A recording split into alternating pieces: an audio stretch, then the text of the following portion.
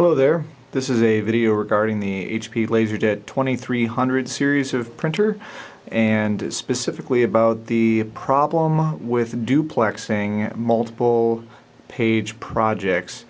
Specifically, this is a rather interesting issue because it involves the magnetic solenoids that are inside the printer and a issue with the adhesive that holds the noise-reducing bumpers in place here. Now, I'm not going to necessarily talk about how to get the printer to this state. There are plenty of guides available online for that, but this is just to talk about how to fix the issue with duplexing and jamming problems. So, what I want to point out here is that this printer is probably at least 5 or 6 years old. I don't know the exact date, and it was brought into us because it was jamming. Basically, these solenoids here help hold the gears in place. Sorry if that's a little bit blurry there. I'll try to back it out a little bit. Anyway, so these gears get held back and forth by these solenoids, which are little magnets down here.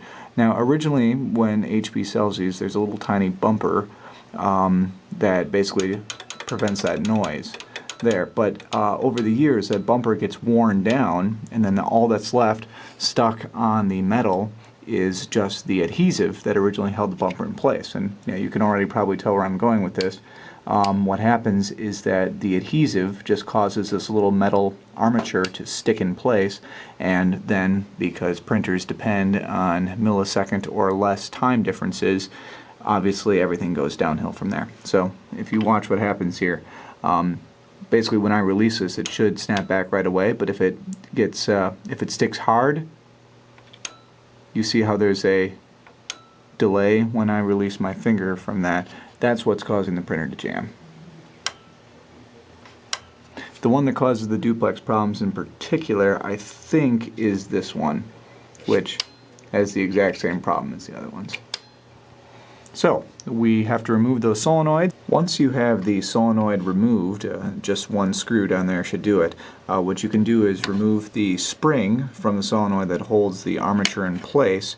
And yeah, just to try to turn this into the light here, you can already see that there's all kinds of black gunk caked on the top and bottom there. That's the remainder of the bumper. So here's a bumper right there. And there might have been a little bit of one up there at the top as well. So here and here, we need to just get all of that stuff just rubbed completely off. You can replace it with something, maybe wrap some string or some sort of non-adhesive method, but really, for a printer this old, I'm just going to choose to leave it completely uncovered. It might make a little bit more noise, but at least we can be assured that this problem isn't going to happen in the future. So we go find some rubbing alcohol and a tissue and go to work on it.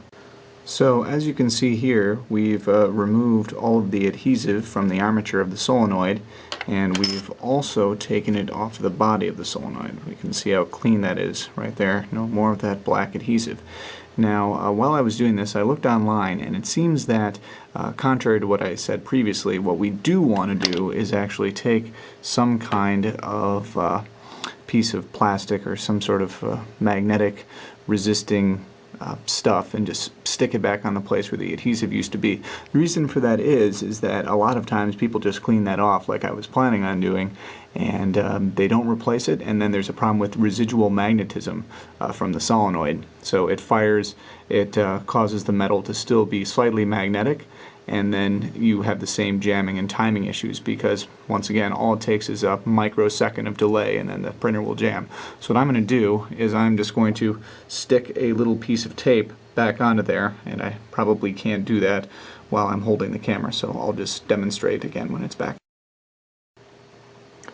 Now, as you can see, that's what it looks like with my little gray piece of electrical tape stuck on there. Now you can go ahead and put the spring and the screw back into the solenoid and hook it back in. Just be very careful when putting the spring back on there, because I would suggest doing it from this angle here, otherwise that spring is going to try to act like a rubber band and shoot off into far corners of your office, which has already happened to me twice now, so just be careful when hooking that back on.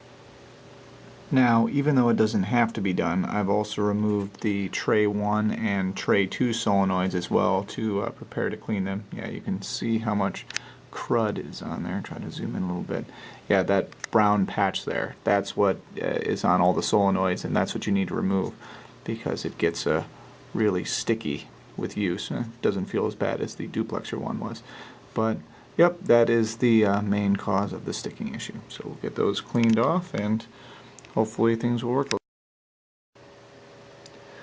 Once you've taken care of the other two solenoids for tray 1 and tray 2, right before you put it back on, go on and give it a try. You should be able to press on the armature really hard and still not have it stick at all. So that should mean that, of course, the adhesive, thanks to the little electrical tape I put on there, it's not going to pose a problem, and we're not going to have any issues with residual magnetism either.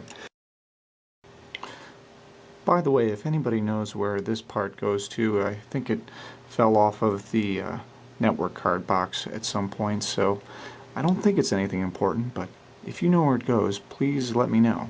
Thanks.